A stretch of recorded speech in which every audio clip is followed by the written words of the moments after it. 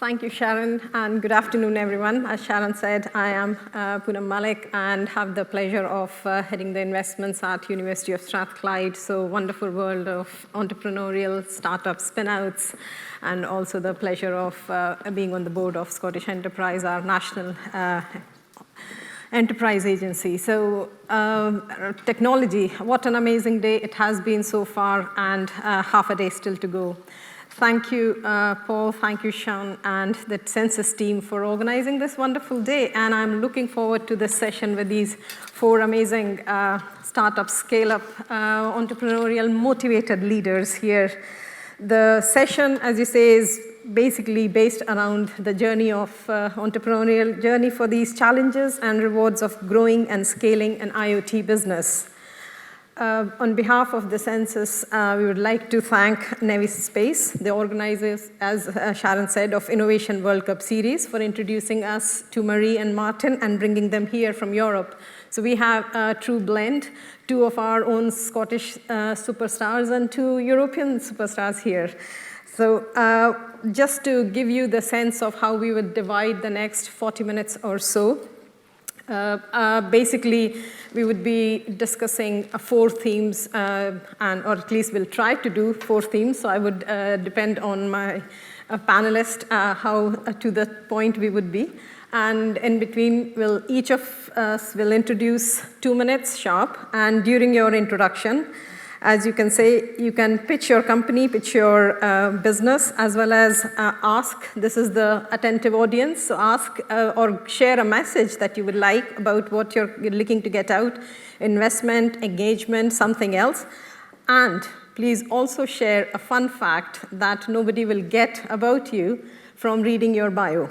And that would be all done in a 2 minute, but I suppose for your investment pitches with this elevator pitch, you will be well prepared. So I'm sure it's an easy walk for you guys. So to quick start, the fun fact I would be making, I suppose I'll have to volunteer myself. Looking at my size, both horizontally and vertically, you wouldn't guess it, but I have captained university level football team in my days, and still love football and other sports. Now, not being able to do it, I'm just a taxi driver for my two very active sports kids, but still very much enjoying that. So over to you, my panelists now, and moving on from there. Allan, Canon, CEO and co-founder of Krucial, earlier R3 IoT. Your 2 minutes starts now. Thanks very much, Poonam. Lovely to meet everybody. Thanks for inviting us back. Krucial, formerly known as R3 IoT. So what would we do? Our journey started in June 2018. Kevin Quillian, who's my business partner, we were both working together in Clyde Space, a satellite company here in Glasgow. And we realized there was a huge opportunity in helping companies and enterprise organizations move IoT data back to the cloud from areas where there's no cellular connectivity. So we came at IoT from the space industry. We saw lots of really interesting trends happening in the space industry at the time. There was no Starlink satellites on orbit. There was no OneWeb satellites on orbit. And there was a downward trend in the cost of data, and we expected that cost of data would continue. So we wanted to be playing in that field. So there was a lot of money going into the space industry.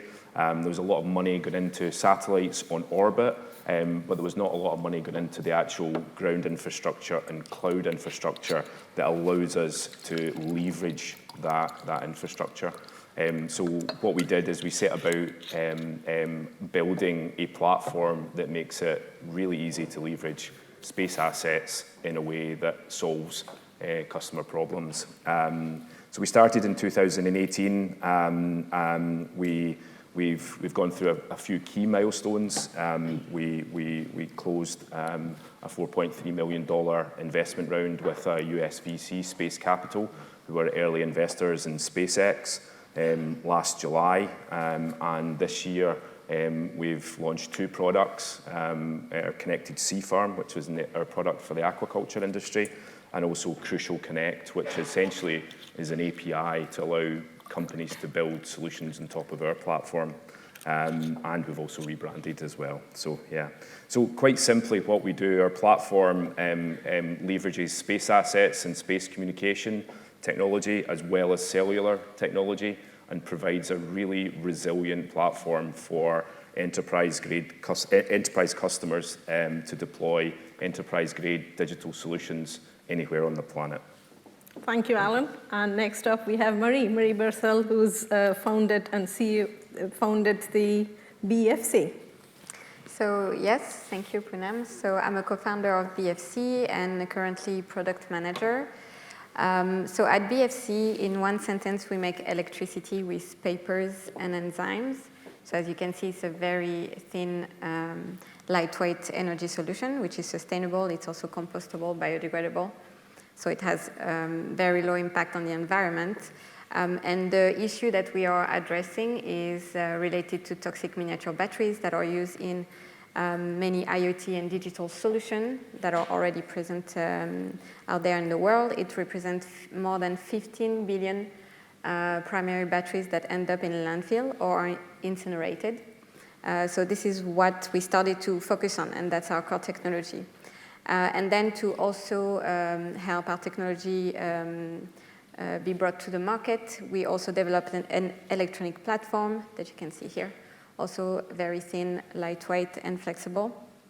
And in this platform, we have a range of sensors, microcontrollers, wireless communication modules that allows very diverse application in wearables, IoT, medical, logistics, packaging, agri-tech, and so on. The spectrum is very large. And what I like to say is that we are empowering digital solutions, and that we provide data without the downside of a battery. Now, we've been created in May 2020 and raised VC funding of 3 million euros within a month. Now we are about 2 years old, a little bit more, and we are about to close our Series A round. So I don't have the specific date yet, but our CEO, Joe Simon, is in the room and can give you more information if you're interested in investing in our company. And I think in a nutshell, it represents... Thank you, Marie. We'll get on to that later. And next up, we have Dave from Novosound. Thanks. So I'm Dr. Dave Hughes. I'm the founder and the CEO of Novosound. We are an ultrasound company, so the coolest company in the room, I would say. I'm a recovering academic. We were a spin-out of the University of West of Scotland in April 2018, the first spin-out to come out of that university. Started with 6 people back then. We're now about 30 people, all based out of Newhouse, just Motherwell is the main city there. And basically we do advanced thin film ultrasound sensors. So instead of manufacturing them out of ceramics, which is a 40-year-old technology, we print them and use additive methods to make ultrasound sensors. Strong IP portfolio that underpins this, and everything that we do is vertically integrated at our manufacturing site just outside Glasgow. We really exist to push the limits of what you can do with an ultrasound sensor. And we do that across industrial markets, aviation, energy. Some key clients we've got there, like GE Aviation, the largest manufacturer of jet engines in the world, use our sensors to make sure that when you get on a plane, you get off it in as safe a situation as possible. And then also Swagelok, Williams, that's Formula 1 team, who are using our sensors as well. We then also operate in the medical imaging environment. We've created the world's first high-resolution dental scanner, which gives MRI-level resolution inside the mouth, and that was actually where my PhD came from. And we're now moving into wearables. So medical ultrasound was invented in Scotland in 1954, and what we've got is the world's first wearable ultrasound platform that we basically invented in 2021, and we're working with a global tech giant over in the west coast of America that you've probably interacted with about 4 or 5, maybe 10 times, 100 times today already, and we're really excited to really launch that when we get to CES in January next year. So really exciting, fast growth business, pushing the limits of ultrasound. So. Thank you, Dave. And our 4th panelist is Basila. Hang on a minute. That's Andrea not Basila is my Andrea. wife. That's a fun fact. Yeah. So that's not Andrea. That's Martin. Yeah. Andrea and Martin founded the company together. And Andrea was going to be with us, but she's held on. And the reason I'm mentioning that here is Andrea is busy doing something that only she can do and Martin cannot, while they can both run the company. She's expecting their child and is advised not to travel. And the reason for mentioning that is in tech space, we are still talking about the diversity shortage of females. They can run the companies, but they also need to do something that nature has given them. So welcome, Martin. Happy to have you here. Thank you very much. My wife is sending greetings, and she's definitely nervous and afraid what I will say, because I'm always saying something that is not appropriate. So I will do my best today. We founded Sensoneo with Andrea because of you and because of us, because all of us, we are producing waste. If you don't finish the food in the canteen, it will become bio-waste. Your mobile phones will become electronic waste in a couple of years. In your houses, you produce paper, foils, plastic foils, and general, etc. There is so much waste. Also in the industries, when they do the rubber cutting, when they do the metal cutting, everything is a waste. And it's not a problem. At the end, it's a commodity, which means these days quite a money. So if you manage it properly, you can do it efficiently, and in the end, you can also make money over it. And this is where we are helping. We are digitalizing the waste industry. We have our own IoT sensors, which are telling us how full are the bins. We have smart access logs to manage who can access what type of bins, etc. We have RFID telemetry for the haulers. And we have a huge software platform. The products are helping cities like Buenos Aires, Brussels, City of Prague. We are in Sydney. We are in 400 places around the globe. We are helping also industries like all factories in Germany of John Deere are managed by our software for the in-house waste management. And we're also helping also states that Malta, Slovakia, soon Romania are using our platform for managing the deposit refund schema, coming soon to Scotland. And at the end, they have a precise data. They can do good decisions. They can optimize the run of the business, and they can even sell the material with the highest price. And I'm here. I'm coming from small country, Slovakia, same size like Scotland, 5 million people, same gross domestic product. And I would like to share our story with you, because from such a small country, we made it to 74 countries around the globe, and maybe it can be helpful to some of you. Thank you, Martin, and well done for that. Now that everybody is familiar with that, our speakers will be there, so please interact and feel free to mention your message and ask. Moving on to the first theme, which is quite close to my heart, and culture of a company when you form it and start it is very important. I suppose a startup or a spin-out is like a baby which is learning to take the first steps, but your first hires, your first collaborators or partners in the company are really critical. So my question first to Dave and then Allan is, what is the makeup of your organization, and how do you think the diversity and inclusion play in your mind when you're selecting employees or when you're hiring people or thinking about the board composition? So I think it's absolutely critical to get your team right, not only to deliver on the technology and the timing that you have.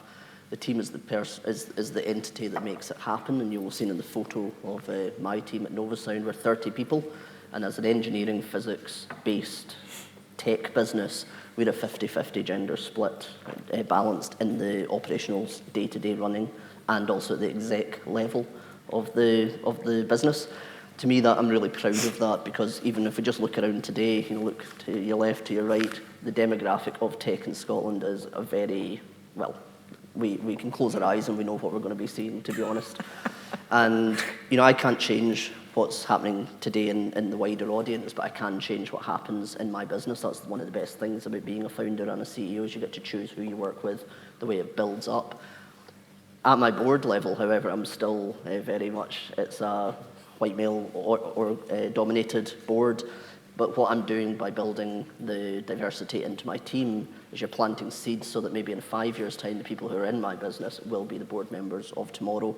And then when we look at the CENSIS Tech Summit in 2026, 27, 28, it's going to be a much more kind of balanced audience that we'll be looking out on, and hopefully a much more balanced panel as well. So Absolutely, well done on that 50-50 split of, and that to the other variant there is STEM, because as you say, if you can't sort of plant people in, you can grow your own pipeline, which is what you're doing well done. Allan.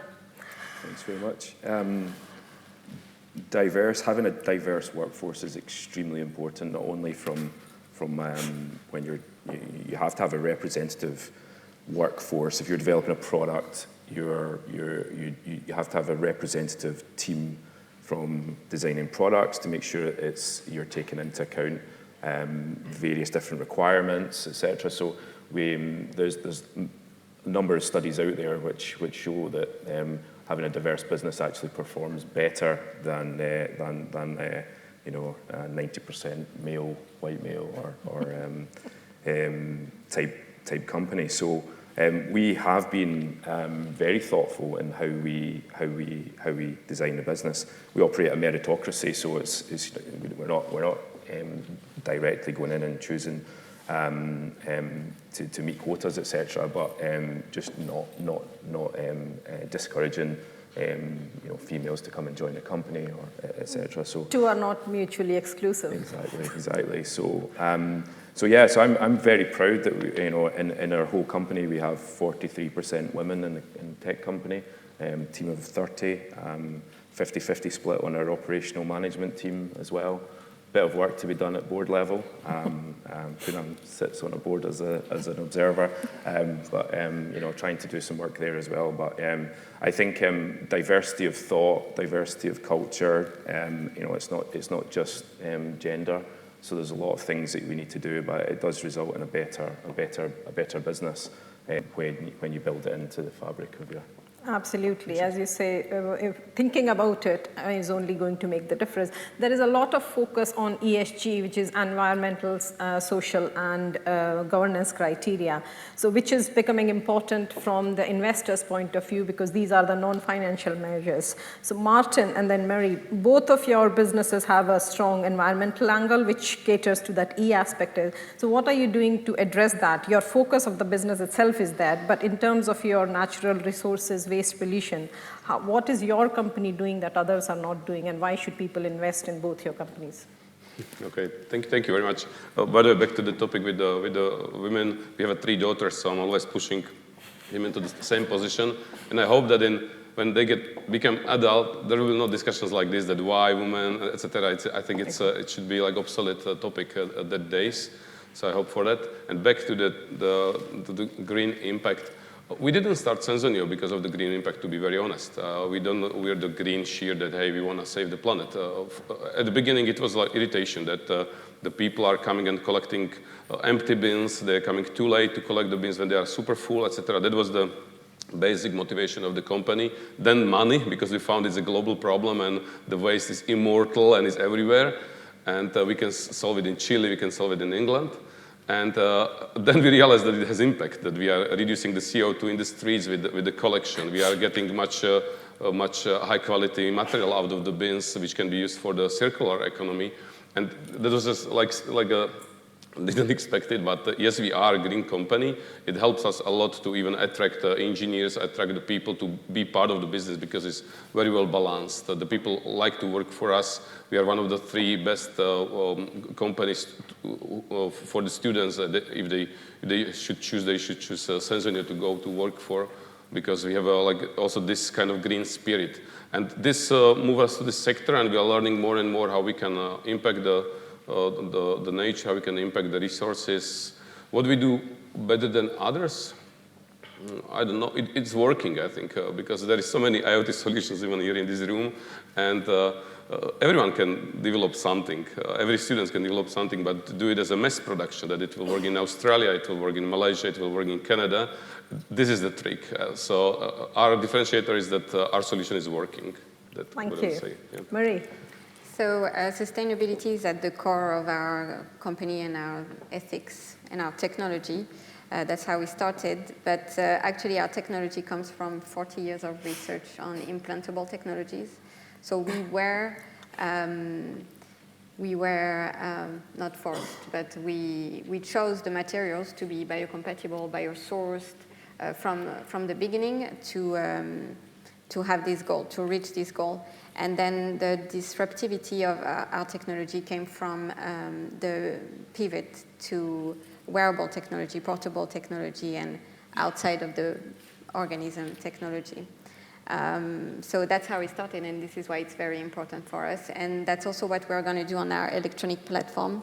Right now, we have a technology that is on a substrate that might not be as ecological as it can be, and our vision is to have a fully printed solution that could be as an active sensor tag with our paper energy on it, and that's currently what we are working on. So we are working on, and we have basically started with the most complex solution, which is the energy solution, and then we decline it to already available solution, already very well-known technology on the market, which are low-power electronics and printed solutions.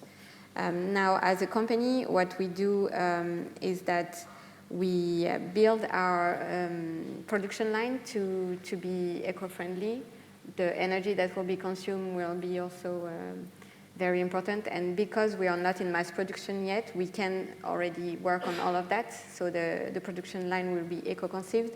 The materials that we choose, because we're going to be able to print our technology, we're going to have an impact on the materials that we choose. We're going to choose them in the right way. So we're going to reduce also the distance between the delivery system and our company, and so on. Then as a person within the company, we are also, each of us, trying to reach that ethics and have a lower impact by, for example, eating more veggies, coming to work with a bike or an electric car, and so on. So it's a global thing, and it's we want to be pioneering it. I'm just going to cut it short. Fantastic. So it looks like the future is in right hands, and you all have right motivations, and hopefully we will have a very diverse and green and sustainable ethical world if everybody thinks like that. Second aspect, funding. That's the theme for today, and anybody who's reading the newspapers don't need to sort of think twice where our financial situation of not only the companies, but the entire nation seems to be going a very topical topic. But when the startups are formed, they need money, they cannot survive. External climates are not within startup founders' hands. Investors' valuations of companies can go up and down, but this is absolutely lifeline of the company without which you cannot survive and grow. So starting with you, Allan, you said you raised investment from US. Why did you go there, and what are the benefits? Wasn't actually by design. When we started the company, because of the nature of the technology, it has, because we're using satellites, we can provide global service. So we started in Scotland, but we straight from the off, we decided to build a global business. So we were already looking outside of Scotland for opportunities, markets, customers, but we were also lucky to have some US-based advisors in the early stages who gave us a different perspective to the perspectives that we were getting from some of the advisors here in Scotland. And we were able to compare what a good investment looks like from an American perspective, but also and compare that to what we were seeing here in the Scottish market. I think because we started the business as a global business from the start, we knew that we needed to raise significant amounts of capital.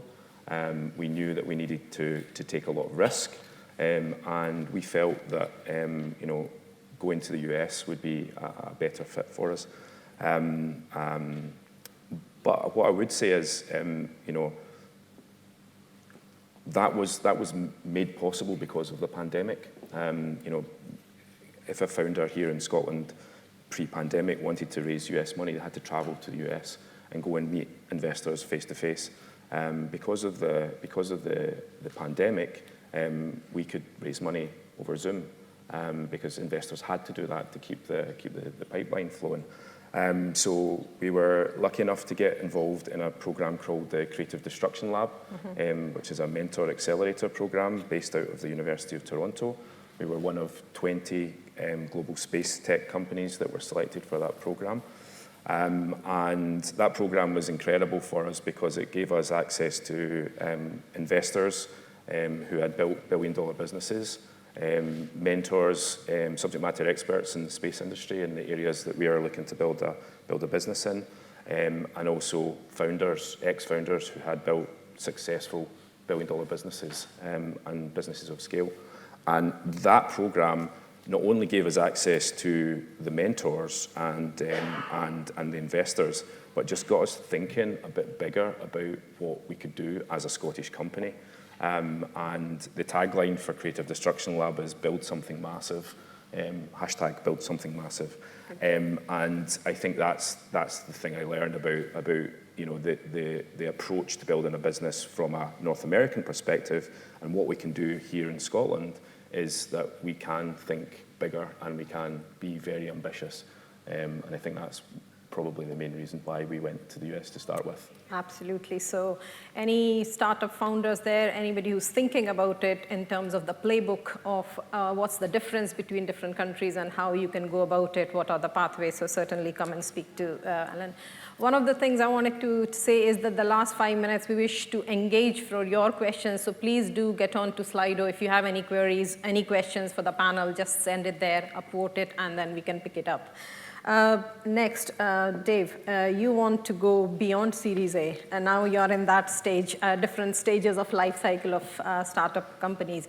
So one ask is anyone in the audience who is raised beyond Series A, you want to hear from that. But what are your challenges and what barriers are you experiencing currently, and where is the ray of light that you're hoping for? So we've raised 3 rounds of funding. We closed our third round 4 weeks ago, and that was out of the UK ecosystem. We always said that when we started, we'd raise in Scotland, and then we'd raise in London, and then the pandemic happened, so we changed slightly and raised between Scotland and London. But critically, the Scottish investor came back to the front at that point and outpriced the London one, so that was a really good show of strength from the Scottish investment scene. Could I just ask, are there startups or spin-out people looking to start their journey? If you put your hands up, if there's any, 1 or 2. What I would say is in the Scottish ecosystem, it is very easy to do a seed round or a Series A round. We've got the capital and we've got the angel networks, and there's also EIS funds around the place to raise up to about 2 million easy in Scotland. So don't get discouraged about the talk of you have to go to America or down to London. The challenge you get is when you get beyond the Series A and you want to do the Series B. We, as I say, in Scotland and north of London, let's call it, the north as they might describe it, you can get up to about 2 million. We raised 3 million quite easy in December 19, and we just closed just almost at 4 there.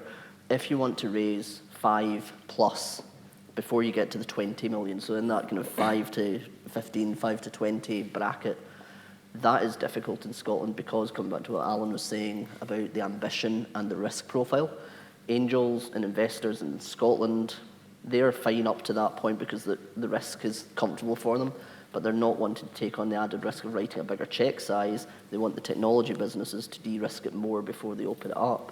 Whereas if you go to America, or you go into Europe, or you go abroad, valuations are higher, risk profiles are more severe, and you can get a 5 million seed round in America, whereas we spend 3 months raising 1.5 million and it becomes front page news on the Scotsman. We need to change that ambition profile in Scotland so that we spend 3 months raising 20 million and it becomes front page news on the BBC. And really the big challenge is just getting the investors to see that there's so much ambition, so much excitement coming out of the university ecosystem with proven credible technologies underpinned by patents, but then also the go-getters who want to kind of think massive and build something special. And we just need people to see them as a growth opportunity that, let's be risky and let's go off and build huge businesses out of Scotland so that we don't just have 6 unicorns, we have 60, and that's where we should be going. Fantastic, thank you. What's emerging here is that from your thinking, think global, think bigger from the day one, and as you say, don't put boundaries, go elsewhere where the money is if you can't follow. I think I'm going to continue that theme of globalization or internationalization with you, Martin, because as you said, you are in 74 countries, and the question, one of the questions, I'm going to merge the question in with our themes, is that what do you do if there isn't a market? How do you create it? Because your business itself is such that there is no playbook or a methodology for it, but when you are going in there, does everybody understand the green business, or how are you creating, how are you managing that journey from a smaller country to these 74 countries? Okay, thank you for the question. Everything is about money. We are simply saving money to our customers, or we are increasing their revenue. And they don't care from where we are coming. That's good for us. Majority of the leads for the business are coming from our web page. So we invested a lot of money to the search engine optimization, to really perfectly structured web page, and there is many tools which specialists can tell you how you can generate the leads on your web page. So it's like 90% of the leads are coming from that. Others are coming from the international exhibitions. We know which they are, or there are only 2 for the waste management. So this is the basics. And if your solution is working, then they are simply buying you. It was always tricky to come to USA, to be honest. There is a lot of European companies who are dead after stepping onto the US market. The thing is that they're welcoming you very much, and you can sell quite quickly. But if it doesn't work, you are dead man. It has to work from the first day. It happened to us. We've been very first company in the USA working on NBA IoT network. I spent a couple of weeks in Seattle and Las Vegas in the labs of T-Mobile. And we deployed Sacramento City, and in 2 weeks, everything was dead. Every single sensor in every dumpster went out of the life, and it was total disaster. We lost the client, we lost the name for a year, and it took us a lot of energy to come back. It was not our fault, it was fault of the module producer. He got the bug, but no one cares. So you have to be very well tuned for that market for US. But how we scale through partners. So we don't opening our subsidiaries, and we are in that countries. We are not so strong. We are only in the Middle East, in Saudi Arabia, in the USA, in Arizona, and in Slovakia. Otherwise, we have always partners in that country. We have quite a good knowledge base. We have quite a good training program, how we train them, that they know what they are selling. And we are helping them with the first cases. And then they became quite independent. So this is what I would recommend, to scale through partners. Thank you. Marie, you talked about that you are scaling your production just now to expand internationally. That's the ambition of the country. So where are your customers, and where do you look to see the manufacturing? Because in pandemic time, one of the things was supply chain moving internationally or keeping local. So what are your plans with your business? So the plan with the business is to have the production line first in Grenoble, and then to duplicate them in the US or North America, and then in Asia. And Japan seems to be the country where we would like to go. It's also a strategy to be closer to some of our suppliers as well. We have suppliers in the US that help us with our production line that also have worked with Tesla. And in Japan, for many of our suppliers, I cannot describe. But we have also suppliers that we choose to be very close to us in Europe at the moment, and for the sustainability regards. And then how we deploy our business, we have several strategy and several vision. So the first one is to work in B2B with business. So most of the company for the moment have come to us because they want to change their habits, and also they don't want to use the toxic batteries even if they're working on any innovation. So we can either replace the toxic batteries in existing products, or we can also innovate with both of our solutions. So then we offer the possibility to bespoke the electronic platform to their need, as much on the hardware, firmware, software, and also the smart app.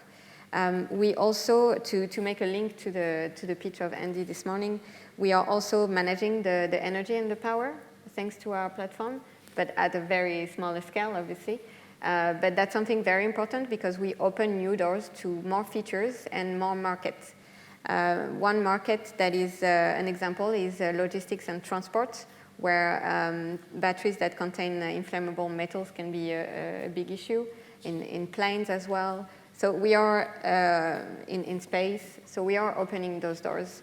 And then we have so the vision and the product vision, and what I'm especially working on right now is to actually also deploy in B2B2C and B2C and offer our own product available on the market, so either directly for business or then to customers. Thank you. So I'm going to take 2 questions from the audience just now because the demand is quite high. So Allan, there is a question to say, how do you see IoT-based business models changing over the next 3 to 5 years, and what growth markets are you exploring next?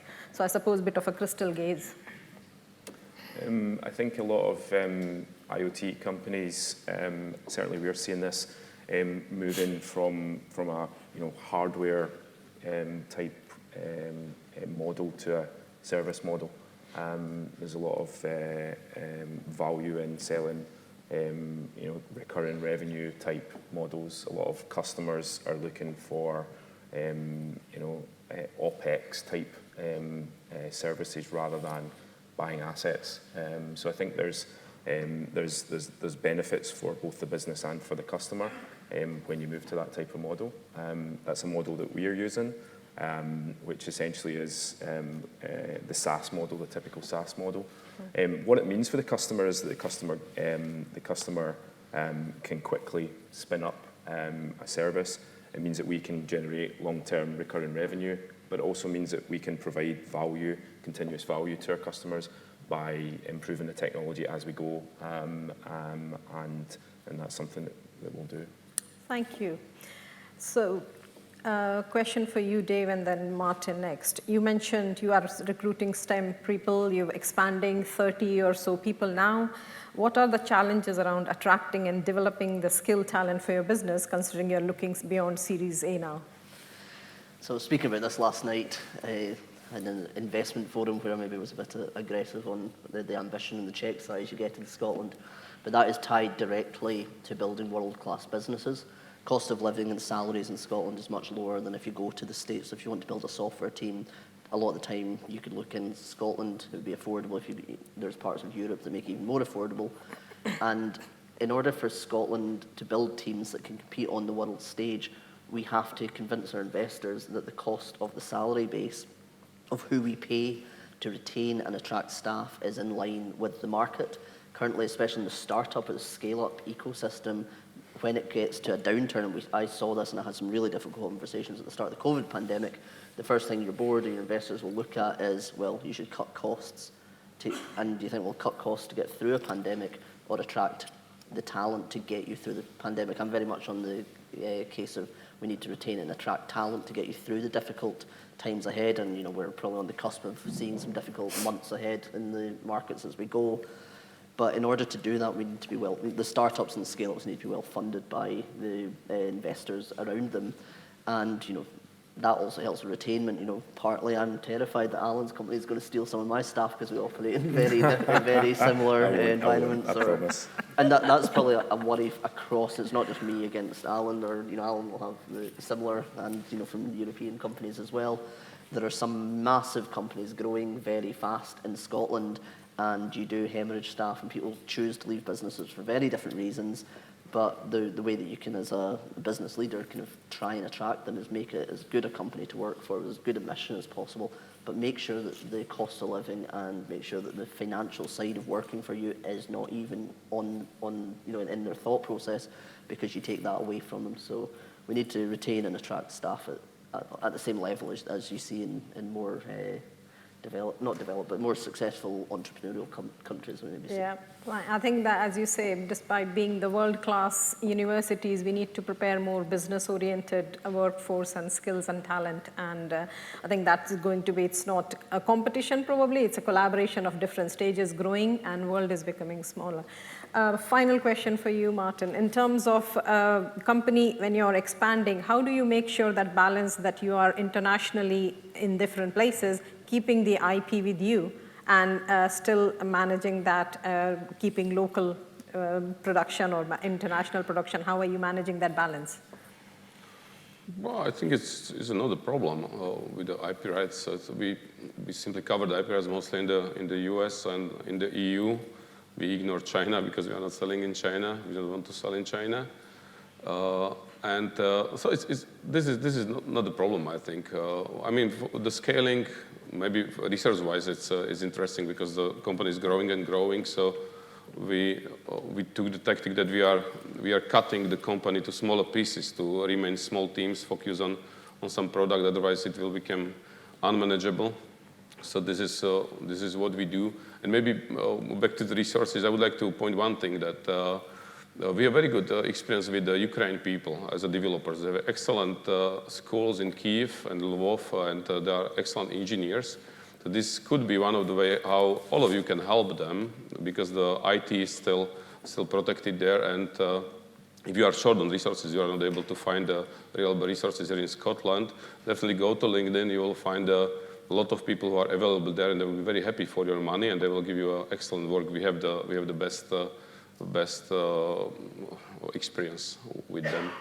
I didn't answer your question, but I want to emphasize this, that you can help. I think that's a wonderful way to end in, so bringing that humanitarian aspect of it in crisis country, because the skills are there. As you say, suddenly a day you lose the job, you lose all the certificate, and you end up with nothing but what's in your brain. It's a wonderful way to utilize that and offer support. Final point before we conclude and go on to the next stage is I would like to ask each of you 30-second quick fire message to the audience or your ask. I'll start with you, Marie. As I mentioned earlier, we are about to close our Series A round. So if any of you are interested in investing, please don't hesitate to contact us. Both Jules and I are here today to network, to find new clients, strategic partners, and to build new connection and create together. So that would be the 30 seconds. And also, I just want to go back to the point on branding and how much it is important.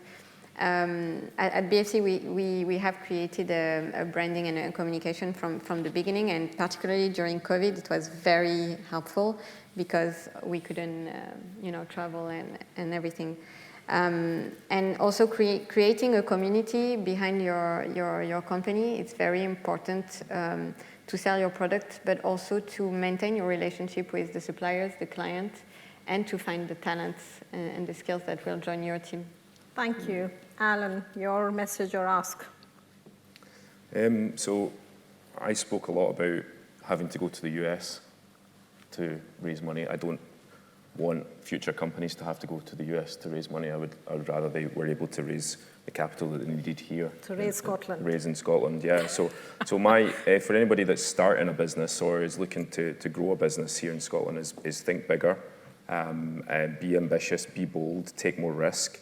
Investors in the room, help the founders take more risk and be ambitious. We've got a cracking workforce here. We've got cracking talent. The ideas and the skills of the people are no different to the businesses that are starting off in Silicon Valley. We just have a different, we're not as mature here, so that would be the one thing. We are looking to partner. It's one of our growth strategies is to partner. So if there's any partners who are looking to collaborate, please come and contact us. That's including investors as well. So Thank you. Martin, your message or ask? It's similar. As I said, we sell through partners. We have no business in Scotland. Tomorrow I'm meeting first partner here for the deposit refund schema.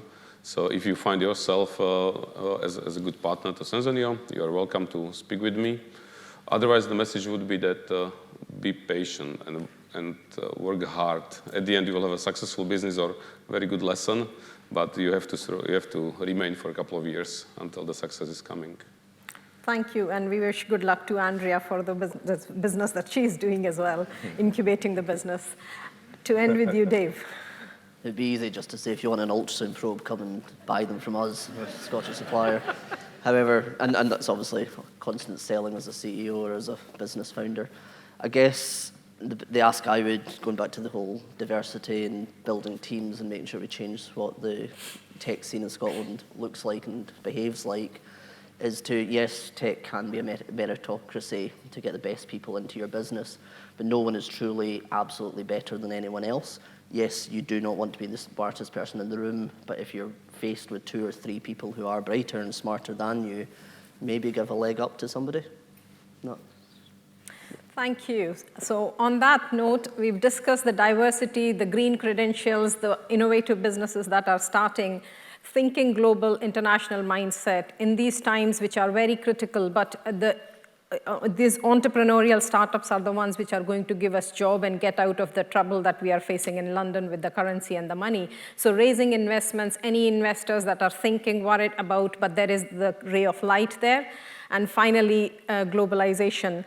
What an amazing panel. And on all your behalf, I would like to thank you. And thank you, Allan, Marie, Dave, and Martin. Well done.